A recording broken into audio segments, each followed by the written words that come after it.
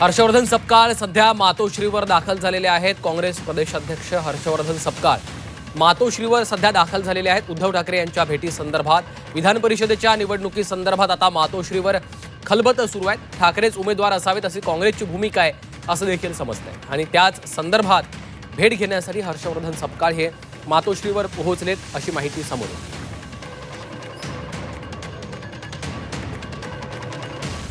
आणि या संदर्भात आमचे प्रतिनिधी कृष्णात पाटील सध्या आपल्यासोबत थेट जोडले गेले आहेत। कृष्णात, हर्षवर्धन सपकाळ उद्धव ठाकरे यांची भेट घ्यायला पोहोचलेले आहेत। विधान परिषदेच्या निवडणुकी संदर्भात आता खलबत होताना आपल्याला पाहायला मिळत आहेत, काय माहिती आहे? श्रीकांत, आजपासून विधान परिषदेच्या निवडणुकींचे उमेदवारी अर्ज भरण्यास सुरुवात झालेली आहे।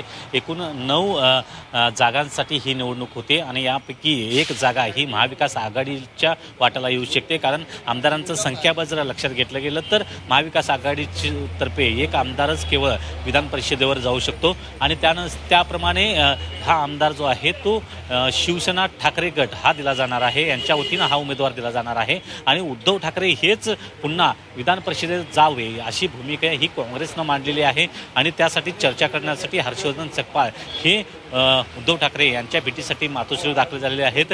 या बैठकीमध्ये संजय राऊत हे देखील सहभागी झालेले आहेत आणि या तिघांच्या मध्ये ही चर्चा सुरू असलेली पाहायला मिळते। नेमका उमेदवार कोण असणार या संदर्भात अद्याप माहिती जरी नसली तरी उद्धव ठाकरे यांनाच मन वळवण्याचा प्रयत्न हा केला जाऊ शकतो आणि उद्धव ठाकरे हेच जर उमेदवार असतील तर इतर वाद देखील टळू शकतात। त्याचबरोबर जे विविध इच्छुक या पक्षातून असू देत किंवा महाविकास आघाडीच्या इतर 2 पक्षामध्ये असतील त्यांची देखील जे इच्छुक आहेत यामध्ये कुठलाही वाद होणार नाही जर उद्धव ठाकरे यांची उमेदवारी जर जाहीर केली गेली तर। आणि त्याच दृष्टिकोनातून हर्षवर्धन सपकाळ हे उद्धव ठाकरे यांच्या भेटीसाठी दाखल झालेले आहेत आणि या तिघांच्या मध्ये याच संदर्भात उमेदवारीच्या संदर्भात चर्चा सुरू असलेली पाहायला मिळते।